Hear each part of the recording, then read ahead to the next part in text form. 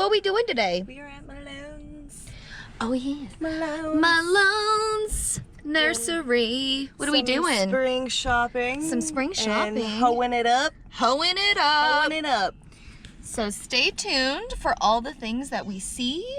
And yeah, we're going to take some video in there. Hopefully we don't get kicked out. Who knows? Vlogging is new. What's vlogging? And then we're going to show you what we're going to do later. Okay, bye.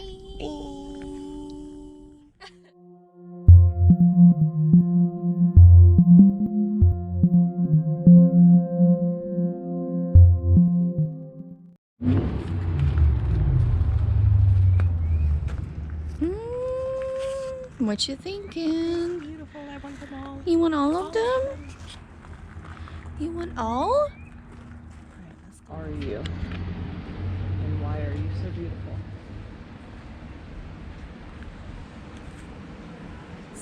I can buy. I can buy. Look. Oh, I like. I can has. Oh, I like this one. Ooh, she a little spiky. She a little spiky. She said no. Just mine now. That's yours?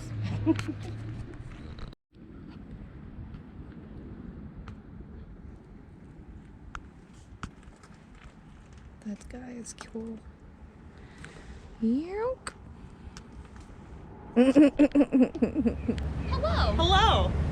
Welcome to our garden talk. Garden talk. So today, like we've said before, we are talking about gardening, how to plan your garden, how to utilize space. This is not something I'm super familiar with because this season is going to be my first actual season of gardening. So Alyssa is going to be talking to me about this as much as she's talking to everybody else about this. Yeah. So what we want to start off with is, you know, Alyssa has like a very interesting situation because she lives in the city, right? So a big thing for her was how to utilize space and how to be able to garden with a limited amount of space and resources in terms of just being able to go outside and plant in the ground. So I want her to talk to us about that a little bit before we actually start talking about plant spirits and everything like that. So tell us. So welcome to my urban garden. Yes, tell us what you've learned. As you can see, I don't have a lot of space. This has progressed over years and years and years of just trial and error and seeing what can fit, what things work best in what type of scenarios or planners. So what we've done is built 2 boxes, and this is something that you can just get, you know, wood from Lowe's or from Home Depot, and you know, chop it up, put it together, easy to do, takes minimal work. But really, when you're planning out your garden, you want to think about what space do you have. If you have the luxury of having a ton of space, then of course your options are a lot bigger. When it comes to doing something on a smaller scale like this, what I like to start with is what are your non-negotiables. So what are the plant spirits that you absolutely love working with? What are things that you feel really drawn or connected to if you haven't worked with plants or with gardening before? Figure out what those non-negotiables are. See, as far as space goes, what will fit, and then if you have space for anything else after that. So once you, like for me, my non-negotiables are my herbs. Those are the things that I have to have. I'm sorry, little cilantro. Those are things that I have to have space for, and I also have to plan out because with where we are back here behind my apartment, this gets direct sunlight all day long. There is no shade and it's right under the sun. So with my herbs, what I've learned is that since they're getting so much direct sunlight, they have a tendency to burn. So what I've done over the past couple years to start to mitigate that is I plant on the outside my things that are going to grow up in height. I've got my peppers here that usually get tall, they get big. I've got bay laurel that I'm just starting for the first time this year, but that's an actual tree, so it's going to start to get quite large. Also, rosemary has a tendency to kind of take over, so you'll notice she is in her own pot. She's kind of a diva, so she has to have her own space. But having those things that grow up further kind of gives them some protection from direct sunlight all the time. Also, what does the sun look like? What type of shade do you have? What type of soil? Underneath this planter is asphalt and clay, like Carolina red clay. So what we've had to do is kind of dig down until we've got to where we're at that concrete slab, and then fill it in with more topsoil. So yeah. So they're pretty much, your box is just the outside. Yeah. There's nothing underneath. Nope. So you built the box, and then you basically pulled everything out and then filled it with topsoil. Yes. And then I actually use the clay that we have here to my advantage. So all around the boxes, I've packed in that red clay to keep everything kind of moisture tight and sealed in there. So Cool. we don't have flushing and drainage. What are you gonna put in this guy over here? This actually has carrots in it Oh, that's already. the So you can carrots. see I've got a few little sprouts coming Yeah. up already. I planted these, when was that? The end of February? Yeah. So they are starting to sprout up. And your garlic. It's been going long and strong. Your garlic has like literally lost its fucking mind. Those I planted, Was it January? it was early November. Early November. Yes. Okay. Yeah. I actually got them into the ground a week late, because normally I want to plant them like the last week of October. But Right. They've done just fine. They've done great. They look We really also had a good. really mild winter this year. So. Yeah. All right, so Yeah. next we're going to talk about resources when it comes to planning out your garden, and even just working with whatever plant spirits you feel a connection with. So I know that there's Cunningham's book Yes. of magical herbs, which is a great resource. Yes. I've used that for many, many, many years. There's actually, As have I. yeah.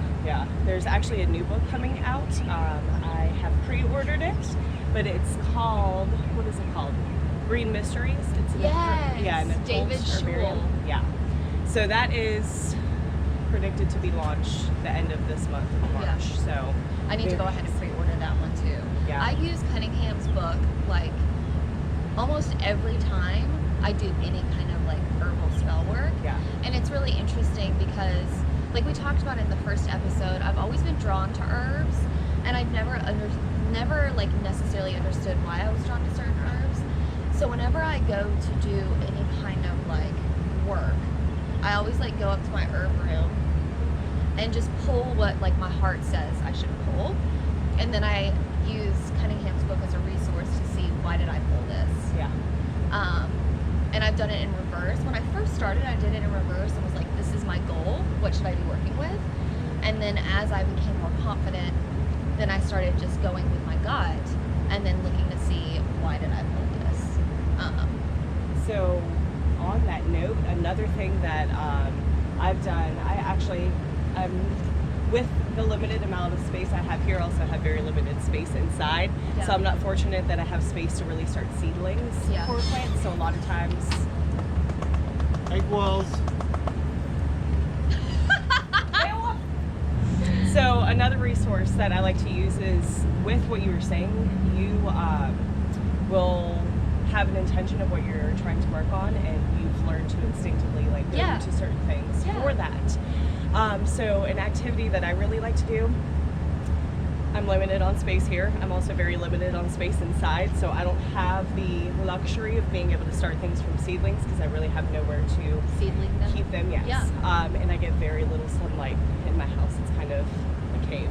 Yeah. So I order plants, and with that, I also like to think about ordering plants. I want to know who I'm ordering from. So a lot of the Yes. plants that I order, we actually both have worked with companion plants. They're based Quite a out bit. of Ohio. Yeah, and they're And amazing. yeah. I highly, highly recommend them. So with that, when I put my plants into the ground, I like to spend some time with each plant individually and write down and journal who is that plant, Yeah. you know? Yeah. So lemon balm, I love. I was gonna say lemon balm. Yes. That's a good one. And I have a lot of self-worth stuff that I'm working through right Yeah. now, and it really connects to that. But with lemon balm, I'll sit down with that plant as I'm putting it into the ground, and whatever words start to pop into my head about who that plant is, I'll write down those first reactions and Yeah. first impressions really that I'm feeling about that plant. I'll put it into the ground, and I'll thank it for allowing me to get to work with it this Yeah. year, and to providing abundance and prosperity in my life, and for us to have a relationship Yeah. growing together. So I think that's a really great exercise to do individually with each of your plants to get to know them better. Because when you build that relationship and take that time with them, it feels, I think, a lot more intuitive. It like does. you're saying. It does. So you know who that plant is. The more you work with Yeah. the plant, the more you're drawn to the energy of the plant because you're familiar with the energy of the plant. To that note, like I mentioned before, like this is my first actual planting season. I've always been very frightened of working. There's a crow. We have to call that out. There's a crow here. Just landed with us. Hello. Welcome. She's totally watching me right now. Okay. So I'm not gonna cry. It's fine. I'm fine. Everything's fine. Cryfest 2020. Cryfest 2020. Okay. I've always been really frightened of working with plants, and the reason that I have been is because the one time I did actually try to work with herbs, I think there's probably been twice in the last like 10 years that I actually was like, okay, I'm gonna get a bunch of herbs, I'm gonna really try and work with them because I really, one, I want to use them in my cooking, and then two, as I became more familiar with my own path, I knew that that was something that I wanted to incorporate into it. Both times that I've tried that, they have died like really, really quickly. And a big part of it was because I wasn't educated enough. I wasn't doing the research before. I was just going out, buying plants, putting them in soil, and thinking that was going to be good enough. It's not. You need to be more familiar with what that plant wants and needs. You need to be able to communicate with that plant. So I've always been frightened to try again. But in January, I actually started this path again for the third time, and did something a little crazy. And instead of starting with herbs again, I actually started with poisonous plants. Because they're more difficult to grow. So my thought was, if I fail, I haven't failed completely, because I know that this is not going to be an easy relationship that I'm nurturing right now. But if I succeed, then it's going to give me that confidence that I can do this. Yeah. So I ordered belladonna and datura from Companion Plants, and they actually send them to you packaged really, really well. And I actually ordered them at the end of December, but it was a cold snap in Ohio where they're located, and they wouldn't ship them out to me until they felt it was a good time for the plant to be going out, which is amazing. Yeah. I don't want it as soon as possible. I want it when the plant is ready to leave. So I actually got them in like mid-January. Alyssa just placed an order with them not long ago at A all, few weeks ago, yeah. and she got her plants really, really quickly. So it just depends on the weather. They're going to make sure that when they send you the plants, that you're getting them when you should be getting them based on, you know, the environment. But my belladonna and my datura have been doing so well. And it's been so amazing to work with them and feel their energy. And I go in and talk to them every day. I take really good care of them, obviously. But I'm obsessed with them, and it like makes me feel like a plant mom. Like, because I get so excited, and I have like a whole photo roll of like Plant weekly pictures. weekly progress pics of my babies, and I'm like, oh, do you want to see my baby plants? Let me just show you. Like, this is day one, yeah, and then this is when they're 3 weeks old. So 100% the crazy plant It's mom. true. It's so true though. So those two plants have been super successful for me, and I want to have. Eventually, I want to have a whole poison garden, which is my goal. So for this next planting season that we're going into now, the additional poison plant I'm going to be adding is going to be henbane, because I'm really excited to work with henbane. That's been one that's been at the top of the list for a while. So she's going to be my third poisonous plant baby that I add to the family. But then I'm also going to be venturing back into the world of herbs. The ones that I'm going to be working with are actually herbs that I've worked with in my practice quite a bit, because I'm already familiar with their energy. So whenever I receive them, hopefully next week, so I can get them potted and ready to go, because we're in that planting season right now, is being able to work with their individual spirits as they go through this journey, instead of having a dried herb at the end that you work with, being able to nurture them from the very beginning of their journey, and grow them and put so much love into them, and then be able to take some of that love back and use in your practice. I'm so excited to like go into this journey. I know. Ugh. But on that note, what I did want to show you was, to Alyssa's point, because this is new for me, I'm trying to figure out like what's going to be the best plants to actually start with. How should I go about utilizing space, similar to Alyssa, Right now I'm going to be working just with pots because I'm going to be moving shortly, and I don't want to obviously put a lot of energy into putting something in the ground just to move and then have to transplant it, because that's going to be very not good for the plant. It's not going to make it. So I'm going to be starting with pots this season. Hopefully in at least 2 years I'll be a little bit more stable, and I can actually, my end goal is to actually have like a poison garden that is fenced off when I'm in my forever home. So hopefully that'll be coming shortly in a couple years. But for now, I don't want to put a pause on my plant journey just because I'm going to be a little bit more, what's the word? A little bit more wayfish when it comes to where I'm going to be living. So I am going to be kind of emulating Alyssa a little bit and really working on utilizing space like she's done in a way that's been successful. So what I did was I planned out some stuff, and I want to show you guys. Yeah. This is my herbarium. It's also going to be my herbiary once I actually start working with the plants. So I'm going to combine both of them. Let me make sure this is the right way though. Yes. Okay. So I inked the cover. Okay. So what I've done is I have basically listed out what I want to start with, and then I've also gone into each individual plant and basically made notes on what they're going to need, so that way when I have everything in the next week or two, I'm ready to go ahead and pot, and I know where they need to go, how I need to situate them. What I'm planning on doing is starting with 2 vegetables this season. So I'm going to be having summer squash and cherry tomatoes. I've picked a hybrid cherry tomato that's really good to be grown in a container. Yeah, it's actually made to be grown in like a hanging basket, but it can also be grown in a pot. I'm going to do it in a pot. Just because I don't know where I end up if I'm going to have somewhere I can hang it. So I want to go ahead and just do it in a pot. So I'm going to be planting both of those in like larger pots, very similar to these that Alyssa has. So I'm going to need to figure out where you got these. I got you, girl. And then the herbs that I'm going to be planting, as much as I want to do like a box like Alyssa's done, I'm not going to be able to do that until I'm moved. So what I'm going to do is actually plant each herb in its individual pot. Or I may do a bigger pot similar to what she's done and combine herbs that do well together. Yes. A couple of the ones I'm getting are going to be bigger, so they're going to be bushier. So like wormwood is one. So I'm going to put her in like a bigger pot by herself because I know she's going to take over. Yeah, she Adiva, so she's very similar to like rosemary.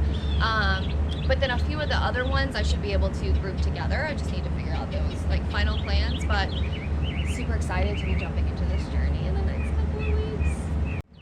Like Alyssa said, once I get the plants in, I'm going to be sitting down and meditating with each one of them to familiarize myself with their spirit before I start planting and working with them. So that way we start our relationship off on a really strong note. And I'm going to be journaling how that experience is and what that plant makes me feel, what I feel from that plant. That's pretty much it. For now, when it comes to this. But we are planning on doing an entire episode around an herbiary. That'll probably be in the next like 2 months or so, maybe a little bit longer depending on how our plants do. So we'll be going through that with you guys as well, so that way you can see what that looks like and basically how we go about putting that together. a sneak peek into our books. A little sneak peek into our books. Also, we're both bibliophiles. We have so many books. It's a problem, but it's not actually a problem. It's not a problem. It's a really good problem Yeah. to have, because like pretty much everything I'm like, wait, I want to start a journal specifically for this purpose. I guess I need to go buy another book. Well, gosh darn Giving it. yourself excuses. Exactly. Yes.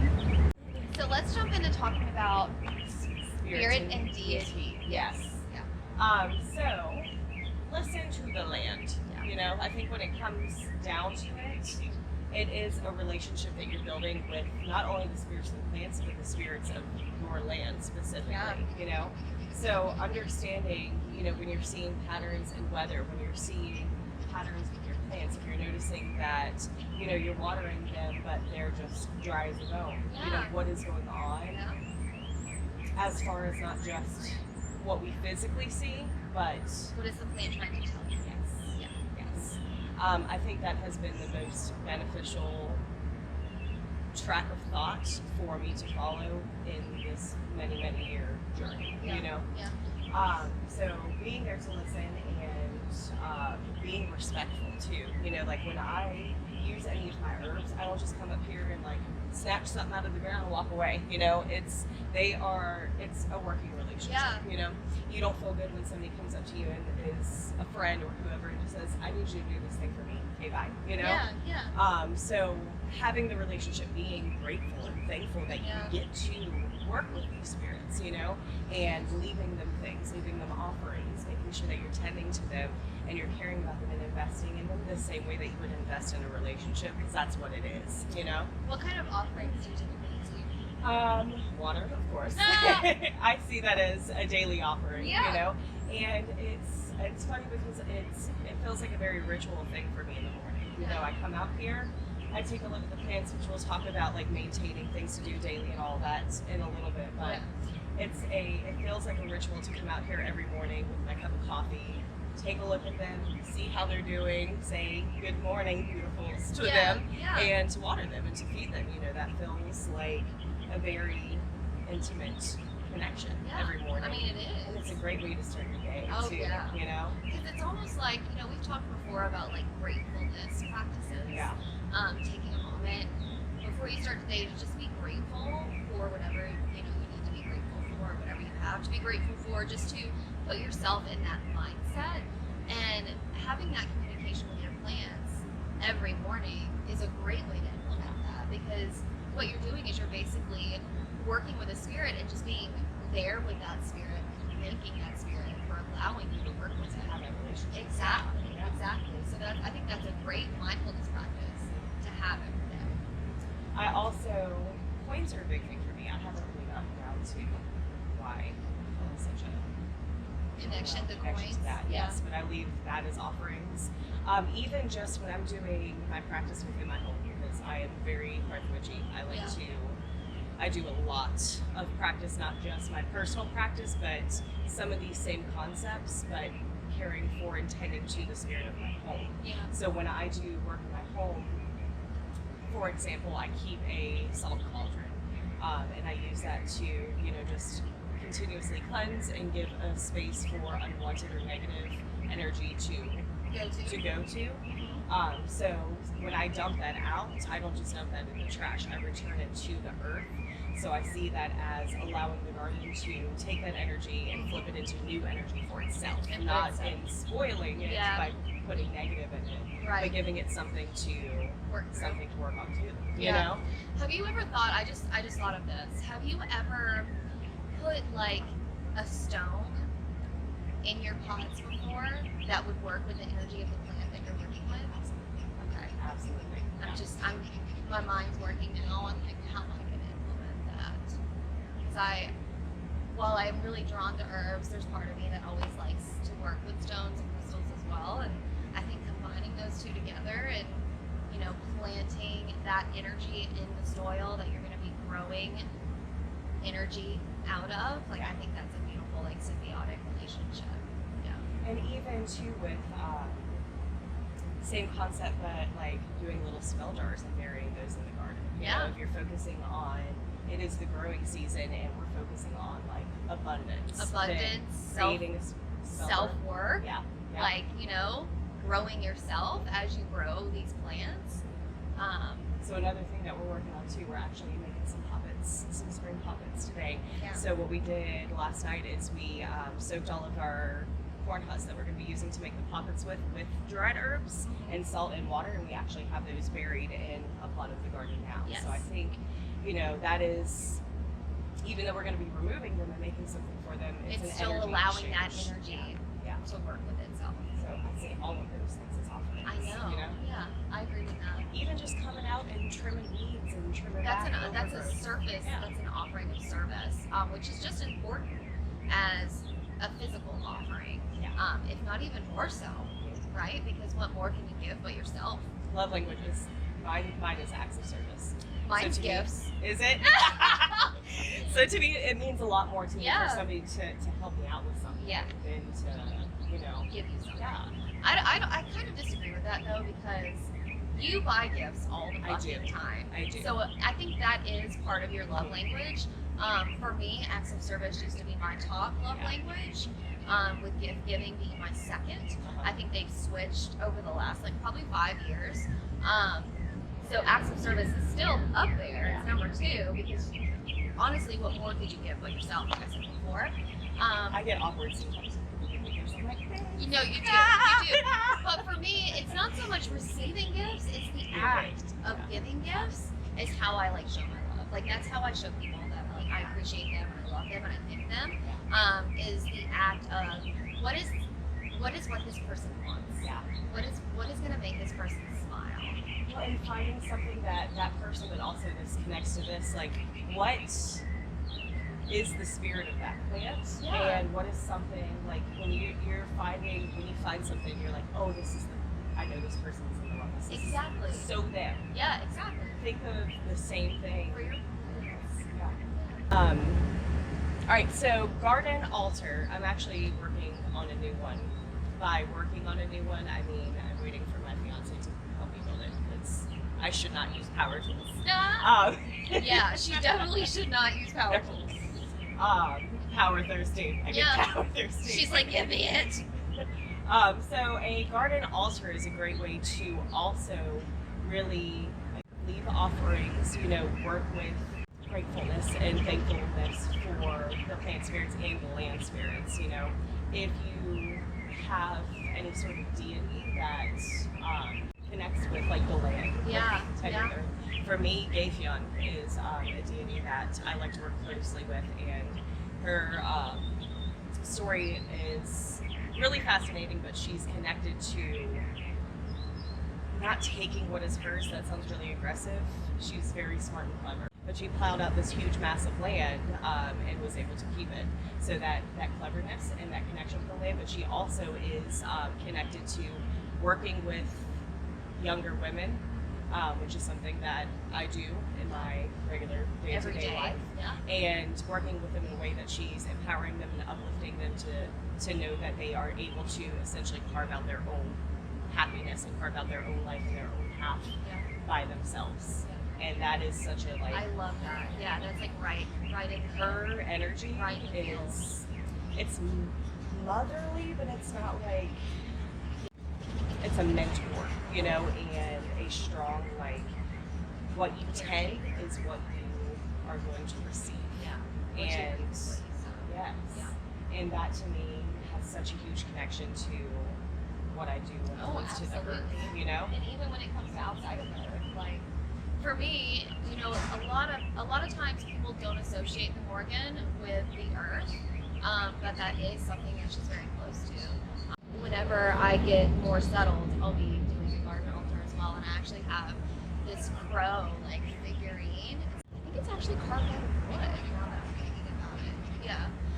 But I would like to use something like that to put in my garden, so that the Morgan is also taking care of it. One of her faces is very associated with the land, and there's actually in Ireland, there's like a mountain range, and it's like shaped like a pair of breasts, and they call it like the News Hills. Yeah, which is beautiful to me. But she's associated with the earth, she's associated with rivers, which to me speaks of fertility. It speaks of planting and working with the land spirits. Yeah, absolutely. So I'm excited to implement that into my garden as well. Maintaining your garden.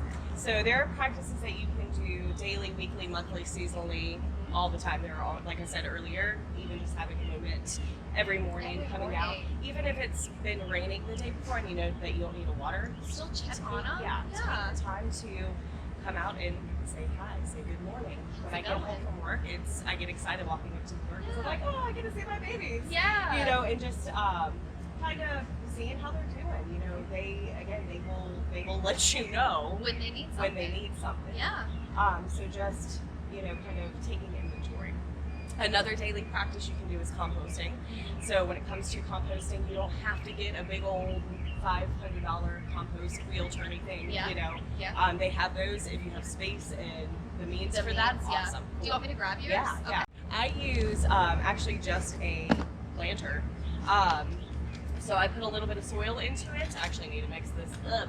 And then whatever food waste scraps that I have, even like coffee grounds, I throw into this, mix it up, and just let it do its thing. And I use this to feed the garden, usually on a weekly basis. Yeah. So even just giving a little bit around the plants, just a little extra love and attention. So Yeah. weekly, that's a great practice to have. Yeah, and I actually started probably about 2 weeks ago. I started my own compost.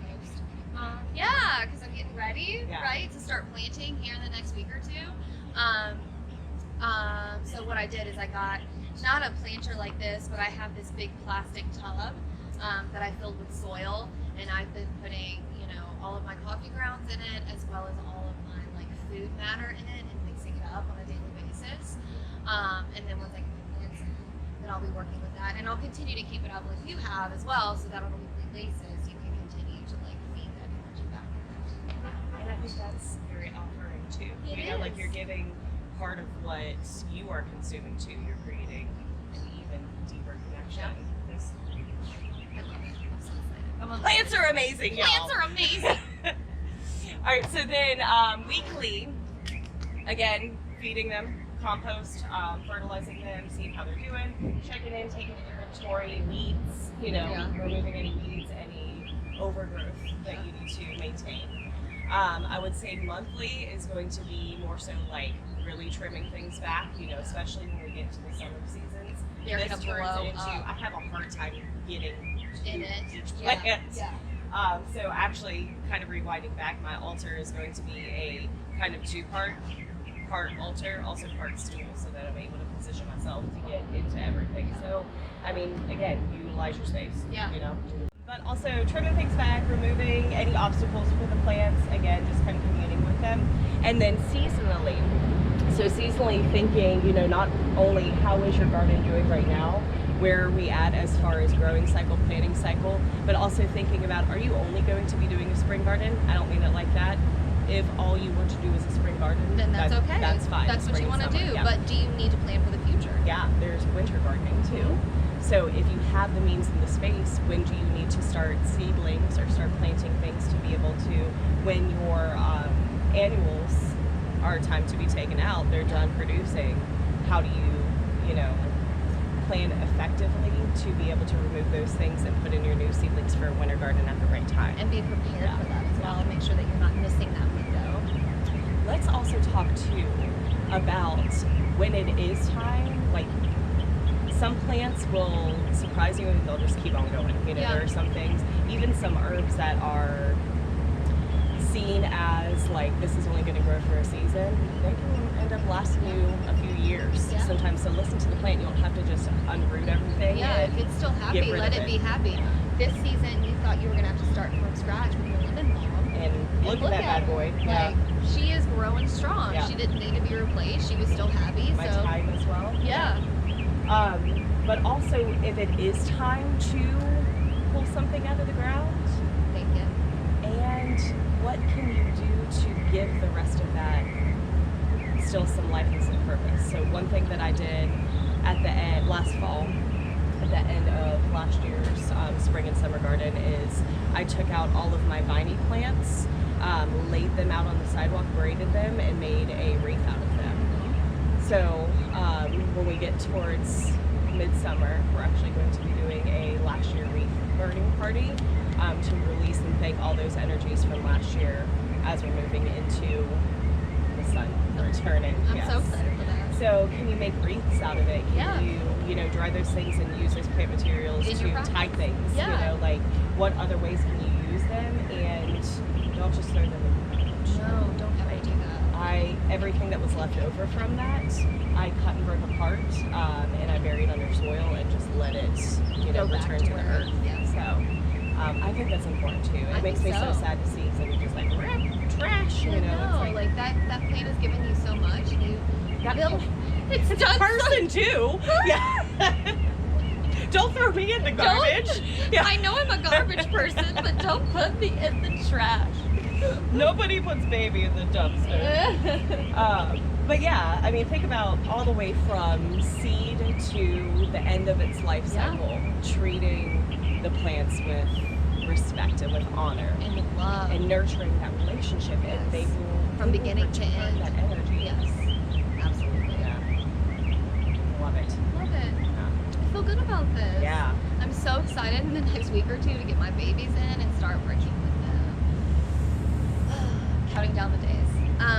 So yeah, guys, thanks for listening. Thanks for watching. If you have any questions for Alyssa, feel free to leave them in the comments. If you have any questions for me on working with poisonous plants, that's been my strongest experience so far, feel free to leave those in the comments. Don't forget To like and subscribe. as well as leave a comment down below if you'd like to join the conversation. So hit that And- little bell. Ding ding. Also tell us your practices. Leave your practices and what things you do in the garden and working with plants in the comments below. Please, we wanna continue to grow our own practice. For me, like, this is obviously the beginning of my journey for this. Alyssa's been doing this for many years, but neither one of us is ever gonna say we're done growing in any part of our practice. So if there's anything that you do that we haven't talked about, please tell us so that we can implement it or start a conversation about it. So guys, thanks so much. We'll see you in our next episode. Bye. Bye.